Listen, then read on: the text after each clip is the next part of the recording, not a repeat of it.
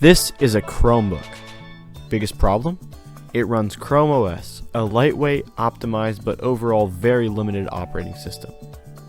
I want to run Mario Kart on a Chromebook, a task which Chrome OS is not especially optimized for.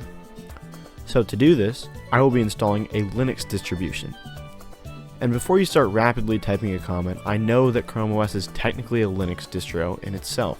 However, I would like to run a more standard distribution that can run commands in a terminal without a specialized environment. The first step was to put my Chromebook in developer mode, which I've already done.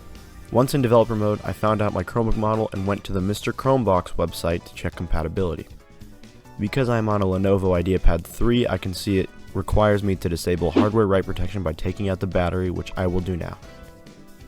10 screws need taken out here. After prying it open, there are 3 more screws inside. But actually, I can disconnect the battery without removing any of them. With the battery out, I hit Ctrl-Alt back arrow and log into the developer terminal as Kronos. Then run the Mr. Chromebox script. Then there's a required restart to disable software write protection. Back in the developer terminal, I run the command again. Select 2 for full ROM firmware. I agree to everything it asks. Finally, after it downloads the files, I reboot the Chromebook.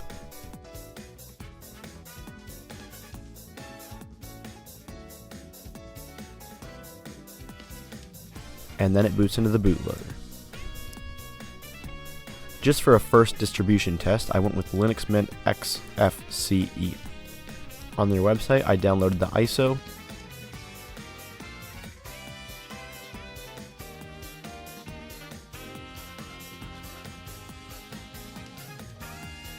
flash it to my USB drive with Boolean Etcher,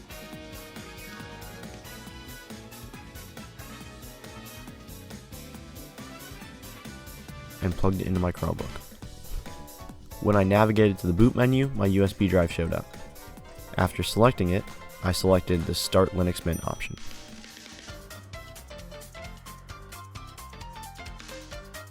After staying on the logo for a while, and then flashing the logo on a darker screen, we're in. So after all this, I can say, yippee, I can run apt commands on a Chromebook. Next, we had to make a decision. We could create our own operating system built to run Nintendo Switch emulators, or we could just install a Linux distribution on the Chromebook and get an emulator within that to run Mario Kart. We chose the latter option. However, as an initial test, we decided to get a Steam game running to see if the game would even run, and what better distro to do that than on SteamOS.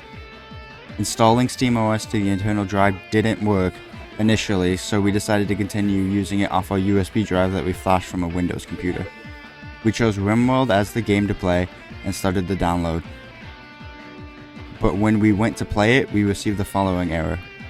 The best option seemed to be to force it to install to the internal drive. I went into the file to properly configure it to detect the setup I was using. Because SteamOS was designed for Steam Decks, I had to tell it what my internal drive was called, as well as disable certain functionalities that wouldn't work on a Chromebook. After trying multiple fixes, it was seemingly working. I rebooted my device without the USB drive plugged in, and SteamOS showed up as an option. When I loaded into it, it said it had to download. At first, it kept giving me an error that the update failed. When we went back and then into it again, there was no error, but after a while, it seemed frozen. When I clicked Shift and Tab, acting as the Steam button, and then clicked Setup, it said installing once again. Eventually, there was even a progress bar, but the time remaining kept going up. After a while, we decided to give up on SteamOS. After looking into it, a very similar OS exists called Bazite, and it is meant to run on any computer.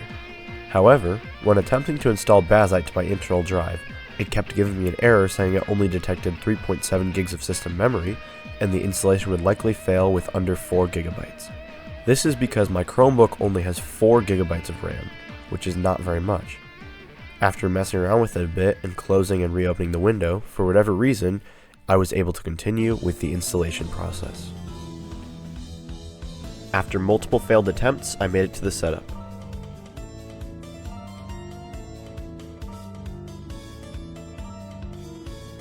The setup took a bit, but after that, I was finally in the desktop. Steam took a while to download, but eventually it booted up so we could install RimWorld. The RimWorld download took a long time, and the progress bar was pretty confusing.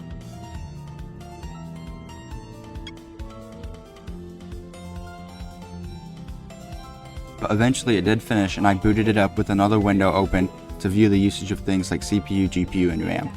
The way the game ran was also very confusing. Once I was in the game, the faster I sped up the simulation, the more the GPU and CPU usage dropped, and oddly the RAM usage stayed the same. So with RimWorld able to run, there's only one task left, that is running Mario Kart. We'll be using Ryujinx as our emulator and get it through EmuDeck. I went to the EmuDeck website and installed the SH file. After making it executable, I was able to run the installer. In the installer, I select only Ryujinx. Then I waited for the installation to finish. Once we got the firmware and prod keys in and loaded our ROM, there was only one thing left to do, and that was to click the start button. The first test looked something like this. The loading screen was promising, but alas, it crashed. Looking at the error, we can see the Linux kernel killed the process because the system was too low on RAM. So we just make a swap file, right? When I ran the fallocate command, it said /swap file is read-only. The dd command gave me the same error. To fix this, I ran the command but targeted /var/swap file instead. This time, the error I got was detrimental. No space left on device. Should have seen this coming, dang it. I decided to install a new OS, Lubuntu, a flavor of Ubuntu. In Lubuntu, you can get Ryujinx standalone easier, rather than using EmuDeck. After the installation, I made an 18GB swap file. Then, I changed a couple settings and tried running Mario Kart again. It failed. Numerous settings changed, much time spent. You know what I didn't check? The CPU tab. This one setting, would it change everything, and could I actually run Mario Kart?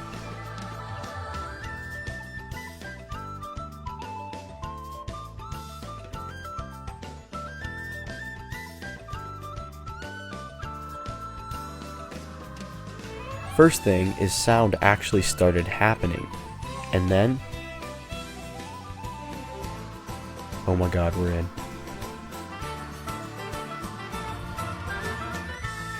Looking at the FPS, we're actually not doing too great, let's not look at that. Also, it is taking forever to boot up. So, it is really slow. But now the showcase. Here is finishing an entire race of Mario Kart starting from boot up. While this is playing, I do want to give a massive thanks to Aiden at Marble One Guy for helping me with this project. His access to RimWorld and knowledge about Linux distributions was a huge help to the completion of this project. Please make sure to subscribe to TechBot Plays, Blister MK, and myself, Marble One Guy. Like the video and enjoy the rest of the race.